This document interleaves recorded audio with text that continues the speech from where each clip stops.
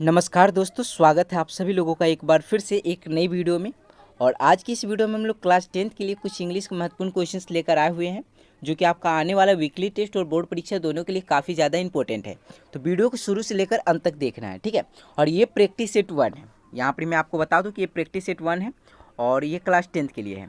तो फटाफट से हम लोग वीडियो को शुरू कर लेते हैं और क्या क्वेश्चन है उसका क्या सही आंसर होगा उसको देख लेते हैं, ठीक है। तो चलिए वीडियो में पहला जो क्वेश्चन है, क्वेश्चन क्या वो देख लीजिएगा। पहला क्वेश्चन है कि who is the author of a baker from Goa. A baker from जो गोवा चैप्टर है, ठीक है, इसके ऑथर, इसके लेखक कौन है। इसका सही जवाब क्या हो जाएगा। तो इसका सही जवाब क्या हो जाएगा, ऑप्शन सी, लूसियो रोड्रिग्ज़, ठीक है। लूसियो रोड्रिग्ज़ इसका सही जवाब हो जाएगा, ठीक है। ऑप्शन सी आपका यहाँ पर सही जवाब हो जाएगा। आगे बढ़ते हैं, अगला क्वेश्चन क्या है वो देखिएगा। यहाँ पर दूसरा क्वेश्चन है, in the olden days, in the olden days baker in Goa was known as. मतलब पुराने दिनों में बैकर को गोवा में किस नाम से जाना जाता था। तो इसका सही जवाब क्या होगा। In the olden days baker is Goa was known as, क्या नाम से जाना जाता है, पैडर के नाम से जाना जाता था, याद रखिएगा, ठीक है, पैडर। ऑप्शन बी आपका यहाँ पर बिल्कुल सही जवाब हो जाएगा। आगे बढ़ते अगला क्वेश्चन देखिएगा। यहाँ पर 3 नंबर क्वेश्चन है, the baker was also there. जो बैकर था, उस जो ऑथर के थे वो क्या थे, फ्रेंड भी थे एक तरह से, क्योंकि वो जब आते थे सुबह तो उनको जगा देते थे, ठीक। क्योंकि बैकर जो थे एक बम्बू लेकर चलते थे, एक बांस लेकर चलते थे, जिससे आवाज़ आती थी, धड़क धड़क और झंकार का आवाज़ आती थी, ठीक है। और जब वो सुबह सुबह आते थे तो वो बैकर को जो ऑथर थे उनको जगा दिया करते थे बैकर्स लोग, ठीक है। तो यहाँ पर क्या हो जाएगा, जो बैकर थे वो ऑथर के फ्रेंड भी थे, कंपेनियन भी थे, गाइड भी थे। तो यहाँ पर हमारा सही जवाब क्या हो जाएगा, ऑल ऑफ दीज। जब baker was also there, all of these, ठीक है, इसका सही जवाब हो जाएगा। आगे बढ़ क्वेश्चन है, how many times did the baker come every day. मतलब बैकर्स रोज़ कितनी बार आते थे, ठीक है। तो बैकर जो थे वो रोज़ कितने बार आते थे, 2 बार। एक बार जब वो सामान बेचने जाते थे और दूसरी बार जब सामान वो बेचकर वापस घर अपने आप आते थे, ठीक है। तो यहाँ पर सही जवाब क्या हो जाएगा, ट्वाइस, ठीक है, कम से कम 2 बार आते थे, ठीक है। कितने बार आते थे बैकर, 2 बार आते थे, याद रखिएगा। आगे बढ़ते हैं, 5 नंबर क्वेश्चन देखिएगा, what did the children long for. जो बच्चे थे उनको किस चीज़ की चाहत थी, उनको किस चीज़ की ज़्यादा चाहत थी। तो उनको ब्रेड बैंगल्स की चाहत थी, मतलब चूड़ीदार जो ब्रेड होता है उसकी चाहत थी। आप लोग स्क्रीन पे देख पा रहे होंगे चूड़ीदार ब्रेड किस प्रकार का है, ठीक है। ऑप्शन बी आपका यहाँ पर सही जवाब हो जाएगा, ठीक है। आगे बढ़ते हैं, अगला क्वेश्चन देखिएगा। यहाँ पर 6 नंबर क्वेश्चन है, which name is use for the sweet bread. Sweet bread के लिए कौन सा नाम इस कहानी में लिया गया है। तो स्वीट ब्रेड के लिए क्या नाम दिया गया, बॉल, ठीक है, बॉल, BOL, याद रखिएगा। ऑप्शन ए आपका यहाँ पर बिल्कुल सही जवाब हो जाएगा। आगे बढ़ते हैं, अगला क्वेश्चन देखिएगा। यहाँ पर 7 नंबर क्वेश्चन है, व्हाट वाज कॉल्ड कबाई। मतलब कबाई किस चीज़ को कहा जा रहा है, कबाई जो है किस चीज़ को कहा जा रहा है। आपको ये चीज़ आप लोग को बताना है कमेंट करके। 7 नंबर का आंसर आप लोग को कमेंट करके देना है, ठीक है। वीडियो को पूरा देखिएगा, इसका आंसर आप लोग को आसानी से मिल पाएगा, ठीक है, टेंशन नहीं लेना है। आगे बढ़ते हैं और यहाँ पर देखिएगा, what are compulsorily prepared during Christmas in Goa. Christmas के समय किस चीज़ को आवश्यक रूप से तैयार किया जाता था। तो किस चीज़ को, बेलियंस को, ठीक है, बेलियंस को। ऑप्शन सी आपका यहाँ पर बिल्कुल सही जवाब हो जाएगा, ठीक है। आगे बढ़ते हैं, अगला क्वेश्चन देखिएगा। यहाँ पर 9 नंबर क्वेश्चन है, where the monthly accounts of the baker recorded. मतलब जो बैकर थे वो अपना मासिक जो खाता था वो कहाँ रिकॉर्ड करते थे, मतलब जो भी हिसाब किताब था वो कहाँ रिकॉर्ड करते थे। तो वो लोग दीवार पे रिकॉर्ड करते थे, कि जैसे आज हम लोग दूध लेते हैं तो हम लोग क्या उस कॉपी में नोट करते हैं ना कि इस दिन इतना आया, इस दिन इतना आया। तो उसी प्रकार से पहले क्या होता था, जब ब्रेड वो लोग लेते थे, जो लोग भी ब्रेड लेते थे बैकर से, तो वो लोग रिकॉर्ड दीवार पे करते थे कि हाँ इतने, इस दिन इतना ब्रेड मिला, इस दिन इतना मिला, इतने। और पूरा जब बैकर जो थे वो पूरा मंथ जब खत्म हो जाता तब वो पैसा कलेक्ट करने आते थे, ठीक है। तो यहाँ पर क्या हो जाएगा इसका सही जवाब, कि on a wall with pencil. मतलब पेंसिल के मदद से वो लोग वॉल पे रिकॉर्ड करते थे, ठीक है, जो भी अकाउंट्स था रिकॉर्ड करते थे, खाता हिसाब किताब, ठीक है। आगे बढ़ते हैं आगे देखिएगा, यहाँ पर 10 नंबर क्वेश्चन है, द बैकर और the bread seller of those days had a peculiar dress known as. Peculiar का मतलब क्या हो जाता है, अजीब हो जाता है, ठीक है। तो जो बैकर थे और जो ब्रेड सेलर थे उनके पास एक अजीब तरह का ड्रेस होता था, उसको हम लोग क्या कहते थे। तो उसको हम लोग क्या कहते थे, कबाई, ठीक है। जो लोग समझ पा रहे होंगे उनको 7 नंबर का आंसर भी मिल गया होगा, ठीक है। तो फटाफट से जाकर कमेंट कीजिए कि 7 नंबर का आंसर क्या होगा, ठीक है। तो the baker of the bread seller of the baker और the bread seller of those days had a peculiar dress known as. मतलब जो बैकर और जो ब्रेड सेलर थे उनके पास एक अजीब तरह का कपड़ा होता था, जिसको हम लोग क्या कहते थे, कबाई कहते थे, ठीक है। आगे बढ़ते हैं, अगला क्वेश्चन देखिएगा। यहाँ पर 11 नंबर क्वेश्चन है, what are the elders in Goa nostalgic about, मतलब नोस्टेल्जिक का मतलब क्या होता है, बीते हुए बातों की याद करना, ठीक है। तो यहाँ पर जो बुजुर्ग थे वो किस चीज़ को, किस बीती हुई बातों को याद करते थे, ठीक है। तो यहाँ पर इसका क्या आंसर हो जाएगा वो देखिएगा। The elders in Goa are nostalgic about the good old Portuguese. Portuguese मतलब क्या होता है, पुर्तगाली डेज, ठीक है। पुर्तगाली दिनों को वो याद करते थे, ठीक है। जो बुजुर्ग थे वो पुर्तगाली दिनों को याद करते थे। The Portuguese and their famous loaves of bread, मतलब पुर्तगालियों को और उनके मशहूर ब्रेड को लोग याद करते थे, ठीक है। चलिए आगे बढ़ते, अगला क्वेश्चन देखिएगा। यहाँ पर 12 नंबर क्वेश्चन है, बहुत ज़्यादा इंपॉर्टेंट भी क्वेश्चन है और आपको 1 नंबर में भी पूछा जा सकता है।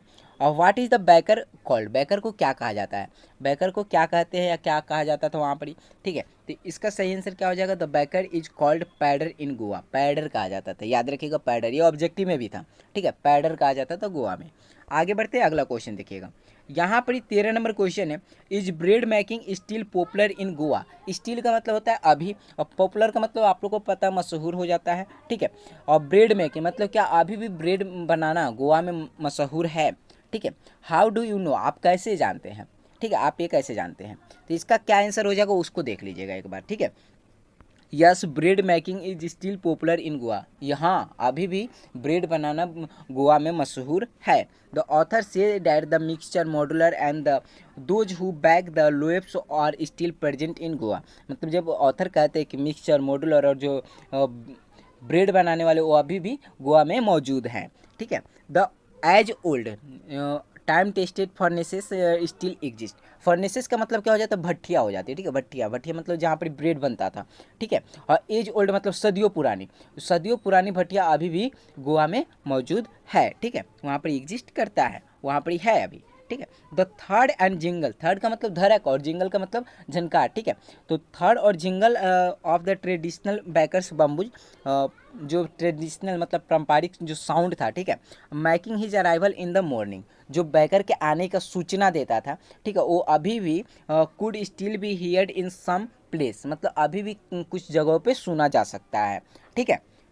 थर्ड मतलब धड़क और झंकार का आवाज़ अभी भी जो बैकर के बम्बू से निकलता था, पारंपरिक रूप से बम्बू से निकलता था, वो अभी भी कुछ जगहों पे सुना जा सकता है वहाँ पर ही, ठीक है, जो कि उनको सुबह में आने का सूचना देता है, ठीक है। धड़क और जैसे कि अभी भी कुछ ऐसे सामान बेचने वाले आते हैं तो उनका कुछ अलग रहता है, कुछ गाना बजते रहता है, कुछ आवाज़ आता है, ठीक है, तो उससे पता चल जाता है कि ये आए हो, जैसे घंटी का आवाज़ आता है, आइसक्रीम वाला आया है बाहर में, चलो आइसक्रीम ले लेते, ठीक है। तो उसी प्रकार जब वो लोग बैकर लोग आते थे तो उस समय वो लोग अपने बात से एक आवाज़ निकालते थे, धड़क और झनकार का, ठीक है। बात समझ पा रहे होंगे आप लोग, ठीक है। आगे बढ़ते हैं हम लोग और 14 नंबर क्वेश्चन देखिएगा। 14 नंबर क्वेश्चन क्या है, when would the baker come every day, मतलब बैकर कब आते थे, ठीक है। What did the children run to meet him, और जो बच्चे थे उनसे क्यों मिलने जाते थे, ठीक है।